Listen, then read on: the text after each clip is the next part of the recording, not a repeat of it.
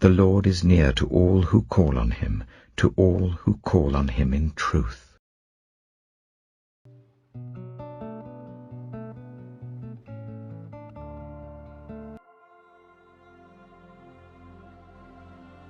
Samuel chapter 8.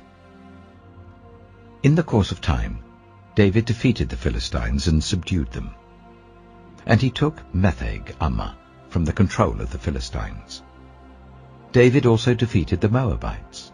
He made them lie down on the ground and measured them off with a length of cord. Every 2 lengths of them were put to death, and the 3rd length was allowed to live. So the Moabites became subject to David and brought him tribute. Moreover, David defeated Hadadezer, son of Rehob, king of Zobah, when he went to restore his monument at the river Euphrates. David captured 1,000 of his chariots, 7,000 charioteers, and 20,000 foot soldiers. He hamstrung all but 100 of the chariot horses.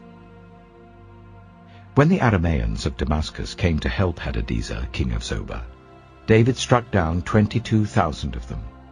He put garrisons in the Aramean kingdom of Damascus, and the Arameans became subject to him and brought tribute. The Lord gave David victory wherever he went. David took the gold shields that belonged to the officers of Hadadezer and brought them to Jerusalem. From Tebah and Berothai, towns that belonged to Hadadezer, King David took a great quantity of bronze. When Tou, king of Hamath, heard that David had defeated the entire army of Hadadezer, he sent his son Joram to King David to greet him and congratulate him on his victory in battle over Hadadezer, who had been at war with Tou. Joram brought with him articles of silver, of gold, and of bronze. King David dedicated these articles to the Lord, as he had done with the silver and gold from all the nations he had subdued: Edom and Moab, the Ammonites and the Philistines, and Amalek. He also dedicated the plunder taken from Hadadezer, son of Rehob, king of Zobah. And David became famous after he returned from striking down 18,000 Edomites in the valley of Salt. He put garrisons throughout Edom, and all the Edomites became subject to David. The Lord gave David victory wherever he went. David reigned over all Israel, doing what was just and right for all his people. Joab, son of Zeruiah, was over the army. Jehoshaphat, son of Ahilud, was recorder. Zadok, son of Ahitub, and Ahimelech, son of Abiathar, were priests. Sariah was secretary. Benaiah, son of Jehoiada, was over the Kerethites and Pelethites, and David's sons were priests. 2 Samuel chapter 9. David asked, "Is there anyone still left of the house of Saul, to whom I can show kindness for Jonathan's sake?" Now there was a servant of Saul's household named Ziba. They summoned him to appear before David, and the king said to him, "Are you Ziba?" "At your service," he replied. The king asked, "Is there no one still alive from the house of Saul, to whom I can show God's kindness?" Ziba answered the king, "There is still a son of Jonathan. He is lame in both feet." "Where is he?" the king asked. Ziba answered, "He is at the house of Machir, son of Amiel, in Lo-Debar." So King David had him brought from Lo-Debar, from the house of Machir, son of Amiel. When Mephibosheth, son of Jonathan, the son of Saul, came to David, he bowed down to pay him honor.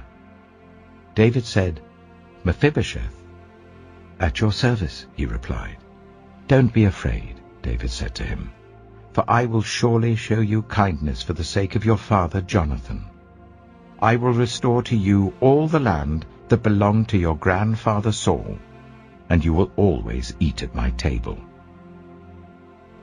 Mephibosheth bowed down and said, "What is your servant, that you should notice a dead dog like me?" Then the king summoned Ziba, Saul's steward, and said to him, "I have given your master's grandson everything that belonged to Saul and his family. You and your sons and your servants are to farm the land for him and bring in the crops, so that your master's grandson may be provided for. And Mephibosheth, grandson of your master, will always eat at my table." Now Ziba had 15 sons and 20 servants. Then Ziba said to the king, "Your servant will do whatever my lord the king commands his servant to do." So Mephibosheth ate at David's table like one of the king's sons. Mephibosheth had a young son named Micah, and all the members of Ziba's household were servants of Mephibosheth. And Mephibosheth lived in Jerusalem because he always ate at the king's table. He was lame in both feet. 2 Samuel chapter 10. In the course of time, the king of the Ammonites died, and his son Hanun succeeded him as king. David thought, "I will show kindness to Hanun, son of Nahash, just as his father showed kindness to me." So David sent a delegation to express his sympathy to Hanun concerning his father. When David's men came to the land of the Ammonites, the Ammonite commanders said to Hanun their lord, "Do you think David is honoring your father by sending envoys to you to express sympathy? Hasn't David sent them to you only to explore the city and spy it out and overthrow it?" So Hanun seized David's envoys, shaved off half of each man's beard, cut off their garments at the buttocks, and sent them away. When David was told about this, he sent messengers to meet the men, for they were greatly humiliated. The king said, "Stay at Jericho till your beards have grown, and then come back." When the Ammonites realized that they had become obnoxious to David, they hired 20,000 Aramean foot soldiers from Beth-rehob and Zobah, as well as the king of Maacah with 1,000 men, and also 12,000 men from Tob. On hearing this, David sent Joab out with the entire army of fighting men. The Ammonites came out and drew up in battle formation at the entrance of their city gate, while the Arameans of Zobah and Rehob and the men of Tob and Maacah were by themselves in the open country. Joab saw that there were battle lines in front of him and behind him. So he selected some of the best troops in Israel and deployed them against the Arameans. He put the rest of the men under the command of Abishai his brother and deployed them against the Ammonites. Joab said, "If the Arameans are too strong for me, then you are to come to my rescue. But if the Ammonites are too strong for you, then I will come to rescue you. Be strong, and let us fight bravely for our people and the cities of our God. The Lord will do what is good in his sight." Then Joab and the troops with him advanced to fight the Arameans, and they fled before him. When the Ammonites realized that the Arameans were fleeing, they fled before Abishai and went inside the city. So Joab returned from fighting the Ammonites and came to Jerusalem. After the Arameans saw that they had been routed by Israel, they regrouped. Hadadezer had Arameans brought from beyond the river Euphrates. They went to Helam, with Shobach, the commander of Hadadezer's army, leading them. When David was told of this, he gathered all Israel, crossed the Jordan, and went to Helam. The Arameans formed their battle lines to meet David and fought against him. But they fled before Israel, and David killed 700 of their charioteers and 40,000 of their foot soldiers. He also struck down Shobach, the commander of their army, and he died there. When all the kings who were vassals of Hadadezer saw that they had been routed by Israel, they made peace with the Israelites and became subject to them. So the Arameans were afraid to help the Ammonites any more. 2 Samuel chapter 11. In the spring, at the time when kings go off to war, David sent Joab out with the king's men and the whole Israelite army. They destroyed the Ammonites and besieged Rabbah, but David remained in Jerusalem. One evening, David got up from his bed and walked around on the roof of the palace. From the roof, he saw a woman washing. The woman was very beautiful, and David sent someone to find out about her. The man said, "She is Bathsheba, the daughter of Eliam, and the wife of Uriah the Hittite. Then David sent messengers to get her. She came to him, and he slept with her. Now she was purifying herself from her monthly uncleanness. Then she went back home. The woman conceived and sent word to David, saying, I am pregnant. So David sent this word to Joab, Send me Uriah the Hittite. And Joab sent him to David. When Uriah came to him, David asked him how Joab was, how the soldiers were, and how the war was going. Then David said to Uriah, Go down to your house and wash your feet. So Uriah left the palace, and a gift from the king was sent after him. But Uriah slept at the entrance to the palace with all his master's servants, and did not go down to his house. David was told Uriah did not go home. So he asked Uriah, Haven't you just come from a military campaign? Why didn't you go home? Uriah said to David, The ark and Israel and Judah are staying in tents, and my commander Joab and my lord's men are camped in the open country. How could I go to my house to eat and drink and make love to my wife? As surely as you live, I will not do such a thing. Then David said to him, Stay here one more day, and tomorrow I will send you back. So Uriah remained in Jerusalem that day and the next. At David's invitation, he ate and drank with him, and David made him drunk. But in the evening Uriah went out to sleep on his mat among his master's servants. He did not go home. In the morning David wrote a letter to Joab and sent it with Uriah. In it he wrote, Put Uriah out in front, where the fighting is fiercest. Then withdraw from him, so that he will be struck down and die. So while Joab had the city under siege, he put Uriah at a place where he knew the strongest defenders were. When the men of the city came out and fought against Joab, some of the men in David's army fell. Moreover, Uriah the Hittite died. Joab sent David a full account of the battle. He instructed the messenger, When you have finished giving the king this account of the battle, the king's anger may flare up, and he may ask you, Why did you get so close to the city to fight? Didn't you know they would shoot arrows from the wall? Who killed Abimelech, son of Jerubesheth? Didn't a woman drop an upper millstone on him from the wall so that he died in Thebez? Why did you get so close to the wall? If he asks you this, then say to him, Moreover, your servant Uriah the Hittite is dead. The messenger set out, and when he arrived he told David everything Joab had sent him to say. The messenger said to David, The men overpowered us and came out against us in the open, but we drove them back to the entrance of the city gate. Then the archers shot arrows at your servants from the wall, and some of the king's men died. Moreover, your servant Uriah the Hittite is dead. David told the messenger, Say this to Joab, Don't let this upset you. The sword devours one as well as another. Press the attack against the city and destroy it. Say this to encourage Joab. When Uriah's wife heard that her husband was dead, she mourned for him.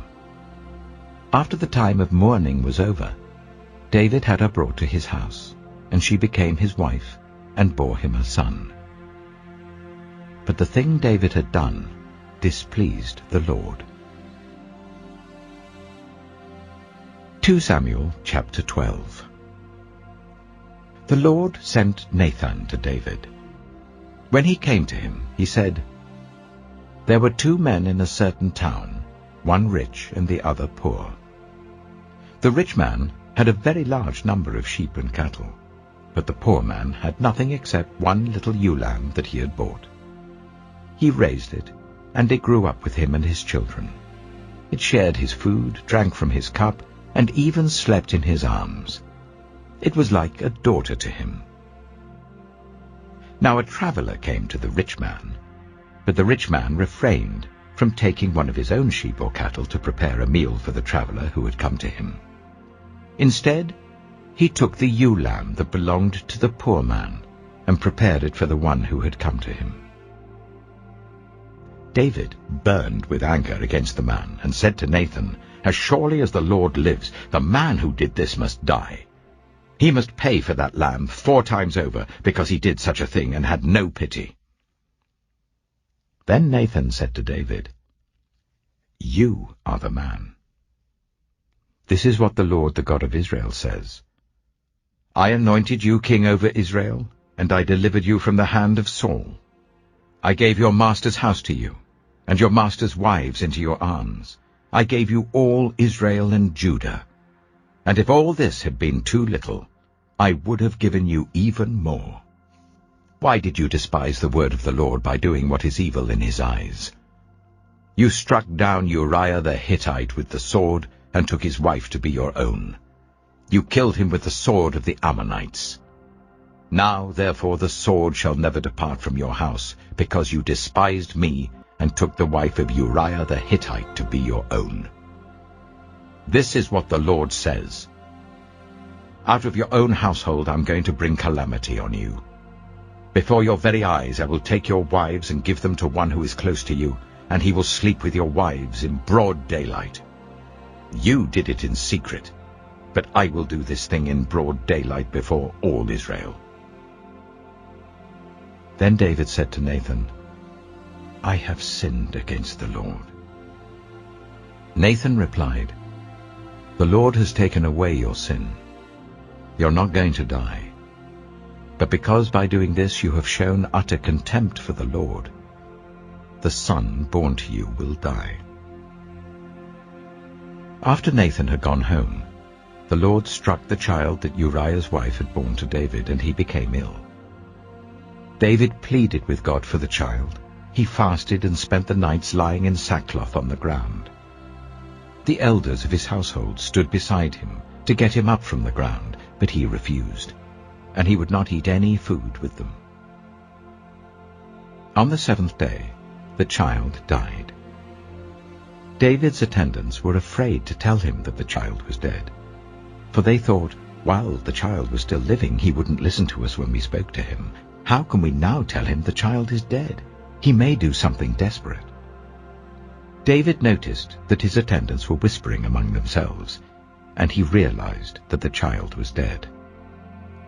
"Is the child dead?" he asked. "Yes," they replied, "he is dead." Then David got up from the ground. After he had washed, put on lotions and changed his clothes, he went into the house of the Lord and worshipped. Then he went to his own house, and at his request they served him food, and he ate. His attendants asked him, "Why are you acting in this way? While the child was alive, you fasted and wept, but now that the child is dead, you get up and eat." He answered, "While the child was alive, I fasted and wept. I thought, who knows? The Lord may be gracious to me and let the child live. But now that he is dead, why should I go on fasting? Can I bring him back again? I will go to him, but he will not return to me." Then David comforted his wife Bathsheba, and he went to her and made love to her.